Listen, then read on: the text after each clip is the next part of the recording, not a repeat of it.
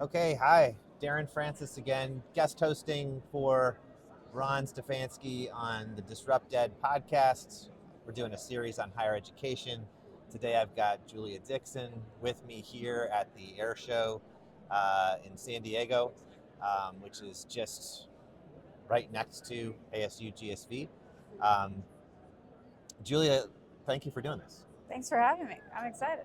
Last year you were here, you were actually in one of these little booths Yeah, launching a last product. year I did a booth at the air show. It was kind of SAI's launch just about a year ago. So fun to be back and see how far we've come in the last year. Yeah. Yeah. And um, what do you observe this year about ASU GSV or the air show versus last year, either personally or just externally? What's going on in the world? I mean, what's your sense Yeah. of the show? Yeah. I mean, personally, it's very different. Last year I was launching a company, doing a booth, speaking on stage, taking a bunch of meetings. This year it's nice to just be more of a guest, absorb what everyone else is doing, still meet people for the second time or third time that I met last year. And yeah, you can tell they're got a nice flow going. This is the second year they've done the air show. It's really cool. I've met a bunch of cool companies this year. Yeah, Yeah. that's awesome. Same. Well, good. So, look for our listeners. There's a pretty diverse group of people that this is going to get in front of. Yeah. A lot of higher ed folks um, are going to see this, and I kind of want to give them a little bit about SAI, a little bit about your journey, Yeah. um, and I think maybe the place to start is just what inspired you to launch it to begin with. Sure. So I used to be a college advisor, an independent counselor. I helped students and families with the whole college admissions process, but my specialty was around college essays and helping students tell their stories to show the school exactly what they'd be like on their campus, why they thrive there, and ultimately help them get in. As you well know, and I'm sure most of the listeners know, independent college advisors are very expensive. They're often reserved Yes. for a few high-income families, and it creates a pretty unequal playing field when it comes to students getting the individualized support they need to get into college. And public schools, school counselors only have so much bandwidth to do that individual support. So that was really the origin of SAI. I was interested in democratizing college admissions, building an AI platform that would help students not only get the individualized support they need, but ultimately get even more individualized support than a human could give. How do we use a ton of school data and a ton of student data to really help them figure out where they should apply, what programs and majors to pick, and then ultimately, how do we tell the stories in the essay and the application to get them there? So yeah, I'm excited about how AI can make things both more accessible and also more intentional, and kids end up in the places that they're going to thrive. Yeah, no, I think that's great, and I think for those that are listening, if they were just to go to your website, they can get a pretty quick feel for this. Yeah. Is there still sort of an ability to look through all of the different options and Yep, it's a modular interface so students can pick which tools they need depending on where they are in the process. We have a school matchmaker tool if you're just starting to look at tools, a major matching tool, and then if you're actually in the college admissions process, we have a lot of tools that help students figure out what's right about in their essays, figure out how to frame their activities section, all the way down to matching them to scholarships and helping them with scholarship essays. But even if you just go on the homepage, we have a free tool you can use without logging in, where you can just start to get a gist of what SAI can help you do in terms of storytelling, where we'll ask a very teenage-friendly prompt like, what's your favorite thing inside your bedroom? And that could be, something like a poster on the wall or a gift from a family member, or concert tickets. And we start to get at things like what drives students, what gets them excited, and how do we match that onto what they want to do next. So that kind of Gen Z-friendly prompting is really unique to our platform, and I think what makes it more approachable and fun for students. yeah. So I mean, you've come a long way in a very short period of time, but I know there have been challenges along the way that you've had to face, Yeah. um, especially from transitioning from an advisor to a founder. But I'm just curious, like, what struck you as the most challenging aspect of launching and then running this company? Yeah, I've certainly learned a lot in the last year. I think when you're starting a business, especially if you don't come from the startup or VC world, and I did not, you just don't even know what you don't know. So there Right. is a lot to figure out in terms of building the right business model, how to go to market and reach people. That was maybe the easiest part for me because I have a marketing background. But navigating the VC world and figuring out how to really get the talent and the tech to get this thing off the ground, all of that was a ton to navigate. I made some wrong turns, but ultimately found really amazing people and mentors who helped me figure it out. Meeting other founders was definitely a huge help too, because people who are actively doing it or have just done it are Right. very helpful. Yeah. No, for sure. Well, listen, you were named in the Forbes 30 under 30, which is a pretty significant achievement just this last year. Yep. Uh, Last year at this show, you were acknowledged as a leading woman in AI, That was fun. um, and SAI has been featured in Forbes, Fox Business, and TechCrunch.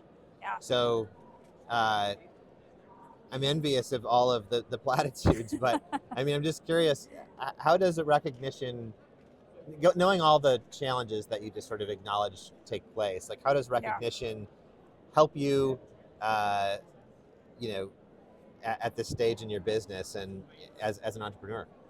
Yeah. I mean, very high highs and low lows as a founder. So I think when you're in the early stage and you're fighting every day just to have enough money in the bank and get people on the platform, and you're driven by the mission for sure. But it is nice, even if these things are kind of vanity metrics, they do make you feel like what you're doing is getting recognized, and it motivates you to feel like you're doing something. I think from a personal perspective, it can open some doors and help you build a network. I've met some cool people through those opportunities and that recognition. But at the end of the day, it doesn't really drive business. It's not changing the game, but it's a little something to make you feel like you're on the right path. And yeah, I was very grateful for all of those. No, it's a great way to look at it. You're a pretty level-headed and modest person, so I can appreciate that perspective. So, I mean, at this stage, what's driving the passion for you to continue? You're leveling the playing field in college admissions. I know that's maybe not the exact way you said it to me before, but it's the way that it made the most sense to me when I Yeah, looked at what yeah. you were doing. But yeah, what's driving the passion behind that today? Mhm. Is it the same as it always was? Are there new nuances to Yeah. what's driving it? That was always the original goal, and it's still the thing that drives me the most. I think, especially right now, we're in college decision season. So I'm seeing all these kids who have used SAI in the last year finally figure out where they got in or the scholarships they got. And, it's the individual stories I get. We just had a student, she got a full ride to the University of Miami, and she's like one of our biggest advocates and super users. She got all of her friends on it, and she's been really helpful in helping us think out how we build some of the specific tools. But she said her parents would have never hired a college advisor. That was not something in their budget, and she thought that SAI made all the difference. And that's just one person, but those stories I think keep me motivated. A lot of being a founder is tedious and involves rejection and is disappointing, but when you hear those stories that make you feel like your original mission is actually happening for some students, that drives me more than anything. Yeah, Sure. yeah. No, this makes sense. Um, so far, as we've been conducting this podcast, I've been talking to founders who really uniquely all come from the space that they're advocating for, right? Like, Yeah. so I had one company that came out of college presidents trying to figure out how to reduce the cost of creating new programs, and they launched a product. Mm. I had another that was doing some really creative stuff at a university, decided to launch a nonprofit consortium, um, and another that was a student-based solution for um, leveraging social media. You know the guys from Meet Your Class. Yeah. Yeah, Michigan grads Michigan or grads as Michigan well. students. Yeah. Soon to be Michigan grads in 3 weeks. Pretty impressive. But yeah, so like what I'm noticing as a theme in the people that I've chosen to meet with, or I've happened to be able to be lucky enough to meet with, including yourself, is that you all are so closely tied to the problem and understand it so clearly. College admissions folks, um, they're tied very closely to this as well. But I think that you light up people's minds in the higher ed space when you talk about sort of trends in the Gen Z space. And Mm, so I'm just curious about, from your perspective, how is Gen Z shaping or reshaping the college admissions process? Like, yeah. how do you think about that? Because right now, it's there's a lot of effort at the college level to try and recruit differently. Yeah. But I'm just curious what you think is happening in the Gen Z world that's sort of reshaping the whole process. Yeah, this is very top of mind for me. I mean, like you talked about coming from the world where we're operating in, my background is a college advisor and a marketer. And so talking to students on TikTok about college admissions, this is like where I spend the bulk of my time. So it's cool because not only is that a place where we try to get student users and we try to figure out, what's driving students to different solutions. It's also just a place where they're organically already having these conversations. So you'll see trending videos around like misconceptions around college admissions, the college essays that are going viral, the way students are thinking about what schools to choose and why. I mean, there's been, I'm sure you're familiar with the concept of when a school does well in March Madness, they tend to have better applicants. It's the same with when a school appears in a TV show or when a viral influencer is posting from a college, that college tends to see an admissions boost. I mean, those are kind of extreme examples, but those conversations online do drive admissions trends. They do drive the schools kids are thinking about and how they think about applying. I have to do a lot of myth busting around college essays and how applications work.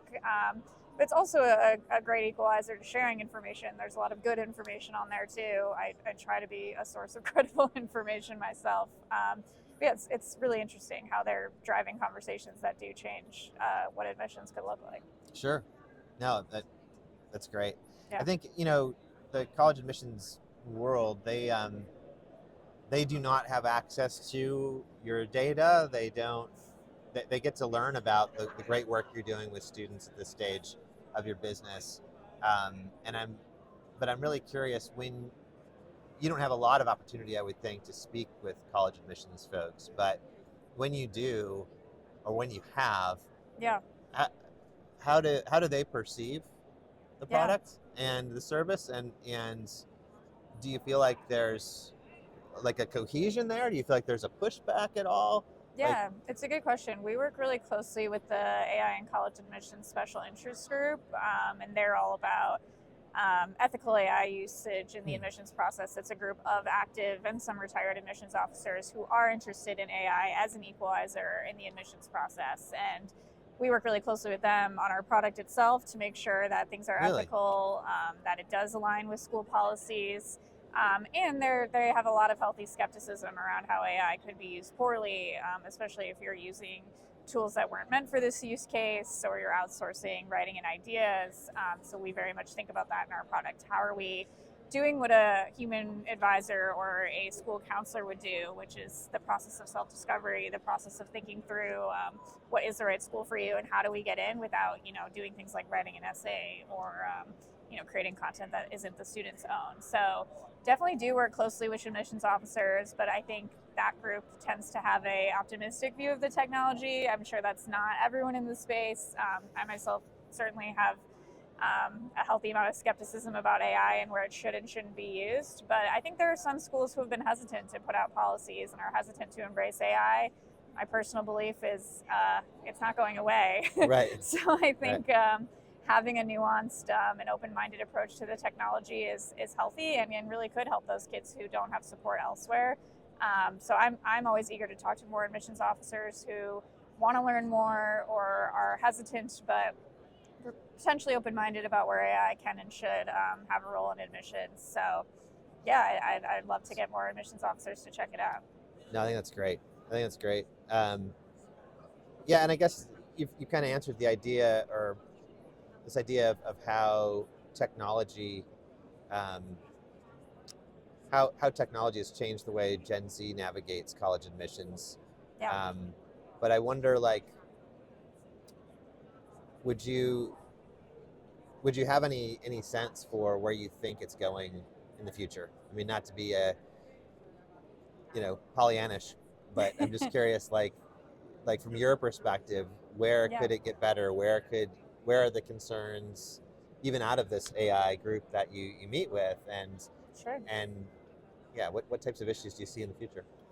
Yeah, I mean, I think there's some valid concerns about, if AI is driving the admissions process or any aspect of the education process. Is it taking away the agency to do the work yourself, to do the writing yourself, to make sure that there's deep learning and not just deep prompting that does the actual work for you? And I think there's validity there. My hope, though, and my vision and why I'm doing what I'm doing is that if AI can get to know you more deeply than any hour spent with a human advisor could, it really could guide students to better places for them, places that they're more likely to thrive, matching Right. them to schools that aren't just the best possible school they could get into, but schools that really fit their budget and their location goals and the size that they would be most likely to thrive in based on their personality. And we get so specific, like the clubs they offer on campus and the types of teachers and professors they have there.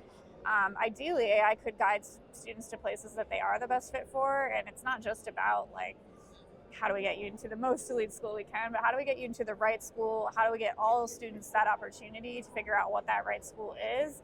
I think AI has really cool potential there. I think it's a cool way to get to know yourself better and do a lot of unique data matching. I get very nerdy about the pattern recognition that the tech can do and how that can help us really deeply understand ourselves better. Right. But we have a long way to go. The tech is still so new and it's not perfect, but it's cool to already see how kids have told me things like, you made me realize my life is actually really cool. I just didn't, I didn't know that thing was unique about me or that I could frame it in that way. And so giving kids the kind of power to see themselves differently and learn how that can be used to get them where they want to go next, I think is exciting. I think it's inspiring. I mean, I would also just say that, like, for those that are listening in the higher ed space, I mean, help me with the numbers now, but millions of views, millions of students Yeah. using TikTok are following you guys on TikTok. Yeah, we had about 33 million kids engage with our content this year, and we post a lot about just how to pick the right school, how to write the right college essay, and how to end up in the place that you're going to thrive. Yeah. Yeah. And then the number of students that then go on from that 33 million to sign up and start using SAI Yeah. this year versus last year. What's Yeah, we helped what's up 500,000 students in the college admissions process this last year. My first year, we helped about 100,000 when we had a small MVP. We were basically pre-launch. This year, we have a full pro tier of the platform, and it's freemium, so any student can use the platform at all. And yeah, it's been really cool to see that grow just based on almost entirely on TikTok videos. Yeah, that's amazing. We dig deeply into the pain points they're already talking about there and really try to solve for that in our product. Really? Okay. Yeah. That's interesting. I mean, I want to point out those numbers because I think they're impressive in a short period of time for your business to grow like that. But also, I think it's a great, it's an inspiring story that higher ed people need to know about in terms of how students are getting better educated about their options. Mm-hmm. This is a good story for that. But I think it's also really important that even though this is not a product that higher ed purchases in any way, they need to know about it because it's something that has and is going to continue to have a really big impact on future generations of students. And I'm really excited for your growth and for where you take things next. Thank you. I appreciate that. I'm excited about the opportunity to get students thinking about schools that they didn't know about before, schools that they're most likely to thrive, and excited to always talk to higher ed folks about how we get them in front of those students too. Awesome. Yeah. Well, hey, thank you for coming by and doing this. Thanks for having me. So good to see you again. You too. And yeah, we'll just to be continued. Yeah. I'm sure we'll Happy conference. talk more. Yeah, you as well. Thanks, everybody.